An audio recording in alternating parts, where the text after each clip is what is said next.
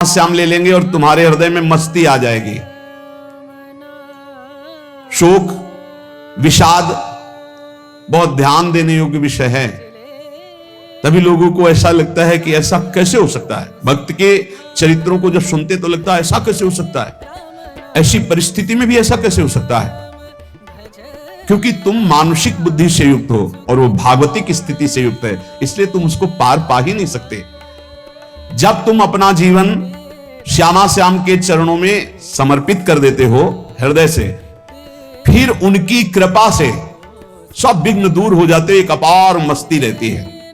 नहीं तो शोक विषाद दुख क्लेश कष्ट संताप भय उद्वेग ये सदैव सताते रहते हैं। इसी से डिप्रेशन होता है। बार बार नकारात्मक चिंतन, शोक विषाद दुख चिंता क्लेश संताप भय उद्वेग यही पूरे मानसिक स्तर को नष्ट कर देते हैं। उत्साहहीन जीवन हो जाता है। जब तुम श्यामा श्याम को समर्पित हो जाते हो तो ये सब प्रवेश भी नहीं करते, एक अपार मस्ती बनी रहती है। अब क्या होगा, श्यामा श्याम जो करेंगे वही होगा। श्यामा श्याम पता नहीं कैसा करें, नहीं, वो सदैव मंगल भवन है, वो जो करते महामंगल होता है। यह निश्चय उपासक के हृदय में आ जाना चाहिए। इसलिए अपना सारा मन सारी बुद्धि सारा जीवन प्रत्येक श्वास प्रभु को अर्पण कर दो, फिर देखो तुम निहाल हो जाओगे। दुख शोक विषाद क्लेश कष्ट संताप भय उद्वेग ये उसी को व्यापते हैं जिसने अपने जीवन को प्रभु के चरणों में अर्पित नहीं किया। इसलिए तुम अपना सारा मन सारी बुद्धि सारा जीवन प्रत्येक श्वास केवल प्रभु को अर्पित कर दो, फिर देख लेना। श्वास कैसे अर्पित की जाती, राधा राधा राधा। बुद्धि कैसे अर्पित की जाती है, एकमात्र निश्चय कि भगवत सुख ही सुख है।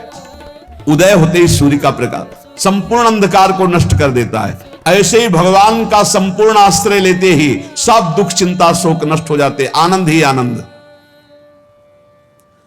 तुम भगवान के मंगलमय रूप को नहीं जानते हो, पर उनके मंगलमय भाव को विधान को मानना शुरू कर दो। जो भी होता है मंगलमय होता है। हमने जीवन में देखा है, अगर इधर कोई बहुत बड़ा सुख दिया तो देर नहीं लगेगी, 24 घंटे नहीं व्यतीत होंगे और ऐसे दुख दे देंगे, जिससे दोनों का समान भाव रख करके ना दुख में तुम भूलो प्रभु को, ना सुख में भूलो, सीधे भगवत मार्ग में चल। पूरे जीवन की बात देखा है। भगवान के मंगल विधान में सदा सर्वदा सुख ही सुख है, इस बात को मान के प्रसन्न हो जाओ। जब भगवान का भजन करने वाले की तन्मयता बढ़ती है भजन में, तो द्वेषी जन अपने आप तैयार हो जाते हैं। भक्त कभी किसी से द्वेष नहीं करता, अपने आप वो द्रोह करने लगते हैं। तो नरसिंह मेहता जी से बहुत गांव के कई लोग थे जो जलते थे, ऐसे जलते थे कि अब क्या करें, कैसे मिटा दे नरसिंह मेहता जी को। अब उपाय तो मिल नहीं रहा था। तो एक दिन संतों की मंडली आई और उन्होंने कहा कि हम रास्ते में कोई चोर आदि धन ना ले ले, इसलिए यहां से किसी की हुंडी चलती है क्या द्वारिका में? पहले ऐसा था। बोले हाँ हाँ, हमारे यहां बहुत बड़े सेठ हैं नरसिंह मेहता जी, पर आप कहोगे वो मना कर देंगे।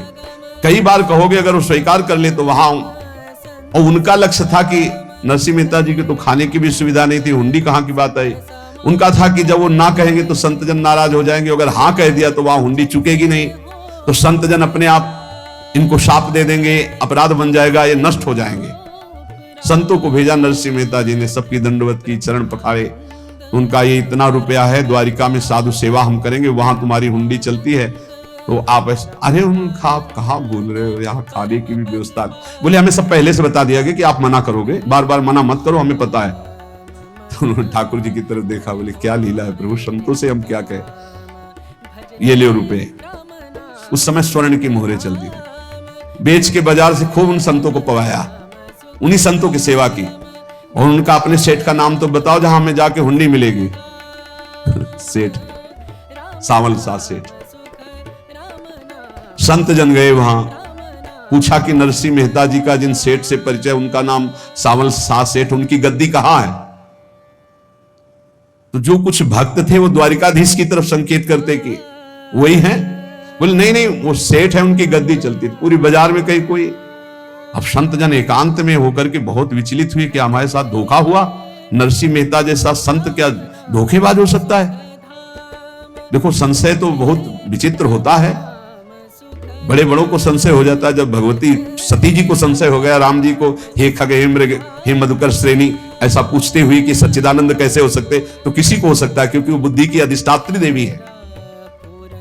जो ही उनके मन में ऐसा आया कि क्या हमारे साथ धोखा हो रहा है, इतने में ही देखा जय हो सावल शाह सेठ की।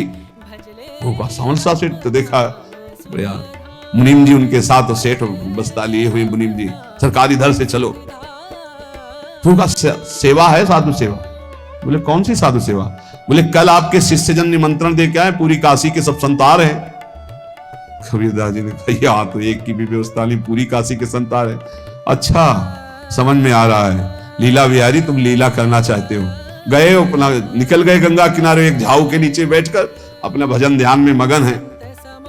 11-12 बजे तो उन्होंने देखा संतों की मंडली काशी तो बहुत।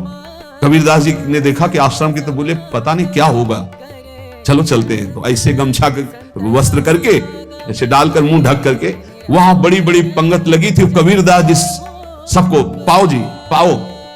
कबीरदास जी के रूप में स्वयं भगवान पाओ जी। कबीरदास जी ने कहा अच्छा, जब स्वामी परस रहे तो हम भी बैठ के पा ले। तो जब उसी पंगत में बैठ गए अपना कपड़ा ढक करके, और जब मोहरे की दक्षिणा दे रहे थे सब लोग कि वाह कबीरदास जी ने आज तो साधु से सबको।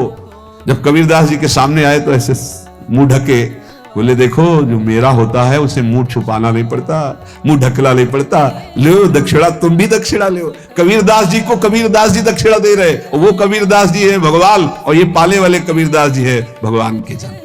कभी भगवान अपने, अरे जमाने जोर लगा ले, कितना जोर लगाएगा, भक्त और भगवान का झंडा कभी न झुकने पाएगा।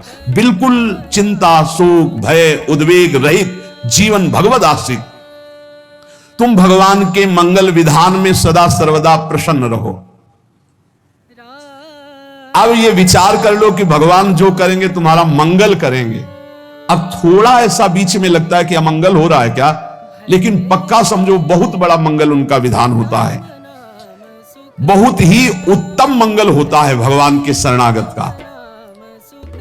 भगवान हमारे विचारों वाले नहीं हैं, हमारे विचार प्राकृतिक है, भगवान के विचार चिदानंदमय हैं। वो अपने विचार से हमारा मंगल करते हो, हम अपने विचार से मंगल चाहते हैं। भगवान के विचार से मंगल ही हमारा होगा, इसलिए कभी हमको चिंता शोक भय नहीं करना चाहिए। भगवान की ओर से कभी तुम्हारे लिए ऐसा विधान नहीं होगा कि तुम दुखी हो जाओ, बस तुम्हारी सोच हो सकती है, उसका परिणाम बहुत मंगल होगा। जगत की ओर से निराश हो जाओ, किसी से आशा मत रखो, फिर आप देखो आपका जीवन कैसा आनंद में व्यतीत होता है। ये जो जगत की आशा है यही दुख प्रदान करती, सच्ची जगत की आशा ही दुख प्रदान करती है। अगर जगत से कोई संबंध न रखा जाए और भगवत भाव में रहकर तो बहुत अच्छा जीवन चलेगा। अपने कर्तव्य का पालन करो, परिवार को भगवत स्वरूप मानकर पोषण करो, किसी से कोई संबंध मत रखो, कोई आशा मत रखो, यही अध्यात्म सिखाता है। अपने आप भगवत स्वरूप, सबका व्यवहार मंगलमय और आपका जीवन मंगलमय।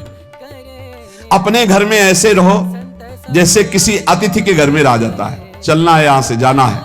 कौन रहता है अपने घर में अतिथि की भांति? भगवान का भक्त। जाना है यहां से, अपनी प्रिया प्रीतम के पास जाना। ये हमारा घर नहीं है, यहां तो हम समय व्यतीत कर रहे हैं, अपनी आयु व्यतीत कर रहे हैं भगवत आराधना करते हुए। हमें जाना है प्रिया प्रीतम के पास। वास्तविक घर भगवान का धाम है हमारा, वास्तविक घर वाले प्रभु हैं हमारे।